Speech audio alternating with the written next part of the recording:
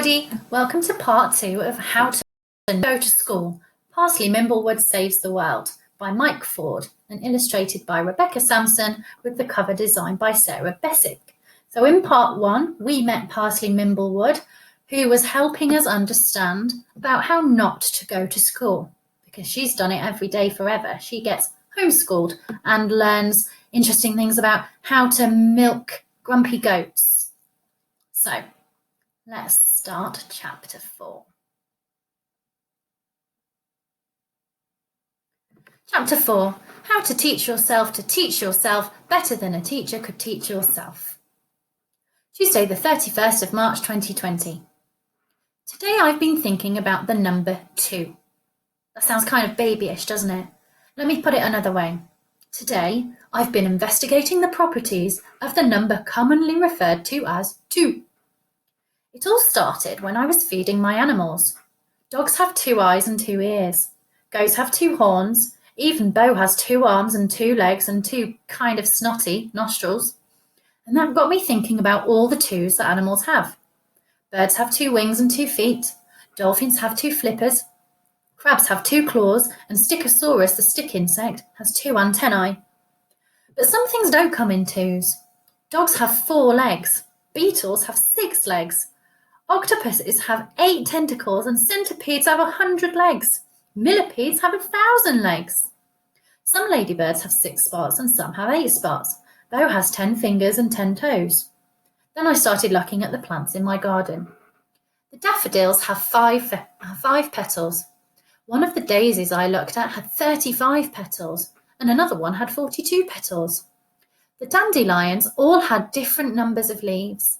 I tried counting the branches on the tree, but I got confused about what counts as a branch and what's just part of another branch. At lunch, I counted 13 seeds in my apple, and then I counted the seeds in Bo's apple to make sure. He only had 10 seeds. Have you noticed the pattern? Animals have even numbers of body parts, but plants can have odd or even. The only exception is the number 1. Monkeys only have 1 tail, and you've only got 1 head, I hope. I decided to do some research on the enchanted tablets. It turns out that almost all animals are bilaterally symmetrical. That means you could cut them in half down the middle and they'd have the same number of legs, fingers, tentacles, snotty nostrils on either side. But plants are mostly radially symmetrical, which means you can spin them around and around and they still look pretty much the same. Imagine spinning a daisy flower around and around. So plants could have odd or even numbers of petals, leaves, branches, or seeds. I was very pleased with my discovery, so I went to go and tell Bo. He wasn't very interested in the number of parts that animals and plants have. When he grows up, he wants to be a space paleontologist. He plans to go to the moon and dig up dinosaur bones. I've tried explaining that there aren't any dinosaur bones on the moon, but Mum says it's okay because it keeps him busy learning lots of things about dinosaurs and lots of things about space. Yesterday he told me the biggest plant in our solar system is Stupida, which I thought was quite a mean thing to say until I realised what he meant was the biggest planet in our solar system is Jupiter. Today he was focusing really hard on how to spell pterodactyl, which is pretty ambitious because sometimes he struggles to spell bow. Mum says that if you don't go to school, then you need to have a motivation. At school you have teachers prowling around, making sure you do your work and hitting you with canes or locking you in the chokey if you don't follow the rules. Do they still do that? I read Matilda and Danny Champion of the World, and that sort of thing happened all the time at their schools. My motivation is curiosity and finding things out. Bo's is dreaming of being a space paleontologist. Mum's motivation is that she loves to master learning how to do things. 1 week last winter, she spent every night practicing juggling with oranges, and now she can juggle any fruit she likes, even pineapples. Another time, she decided she wanted to learn calligraphy, the really fancy curly writing. So she spent ages practicing, and now her writing is so curly that no one can read it. Mum was more impressed than Bo by my discovery about symmetry in animals and plants, especially because we'd only learned about the different types of symmetry a couple of weeks ago. Then she got out the B-bomb. That stands for Big Book of Maths. It's an absolutely enormous maths book, and we call it B-bomb because that's the sound it makes when you drop it on the kitchen table. I sort of wish I could just spend all my time investigating things, but it's kind of useful learning stuff from the B-bomb. Like last week, we learned all about different types of symmetry, and that was helpful in my animal and plant parts discovery today.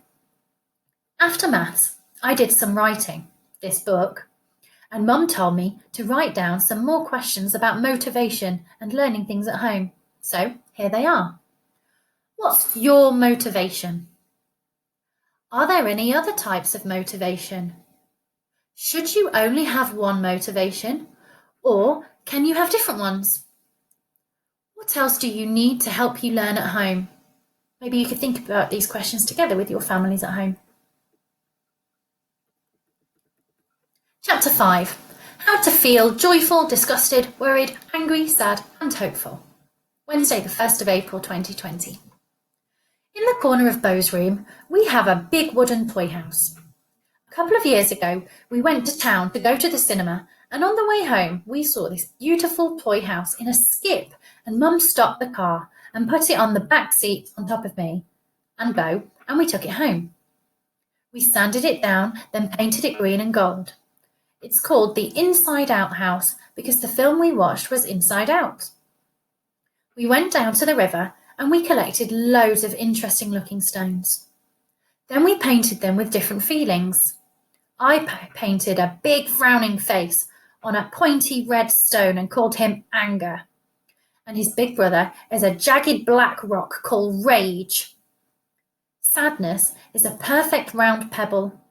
Disgust is a large brown-grey rock with lots of knobbly bits.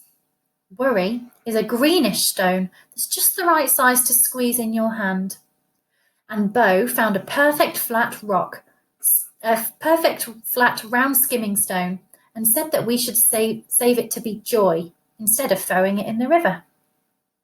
To start off with, Bo and me just played out stories with the different stones, although it would usually end with Bo shouting, "Rage rock!"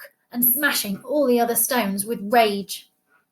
Then we started to go and fetch disgust whenever Mum suggested something disgusting for tea, like buckwheat and gherkin salad or cold Stilton and spinach soup. Now, any time I feel anxious, I fetch worry and squeeze him in the palm of my hand. The problem is, when I stop feeling worried, I just leave him lying around, and then Mum stands on him and she has to go and get Anger or maybe even Rage. This morning, I saw Bo sitting in front of the Inside Out house. He was holding Worry in his hand, even though it was slightly too big for his hand to squeeze. He said he was worried about Gran. I picked up Sadness because she's just as good as Worry to hold in your hand. I felt a bit sad that Gran was going to be stuck inside for so long. Normally, she goes out with all the other tiny old ladies and they do aqua aerobics in the shallow end of the pool and eat huge slices of cake in the leisure centre cafe. Above the Inside Out house, Mum had painted a big sign in her curly calligraphy writing. It's impossible to read because it's so curly, but she told us it says, "It's okay to feel that way." Mum came in and sat with us for a bit. Then she told us that she thinks we need a new stone for the house.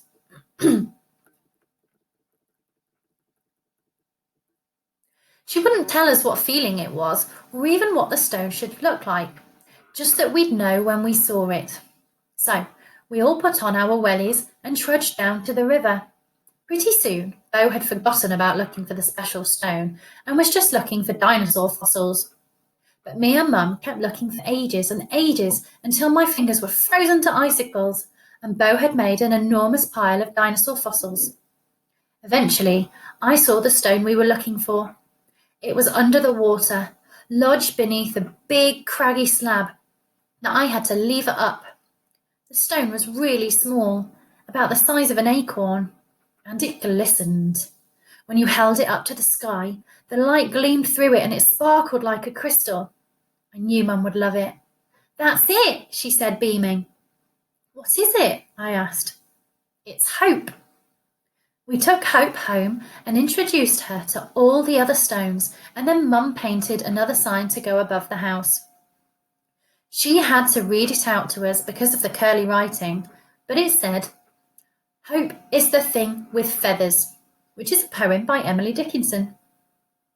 We wrote another postcard for Gran, and then I thought all of this would be a good idea to include in my book.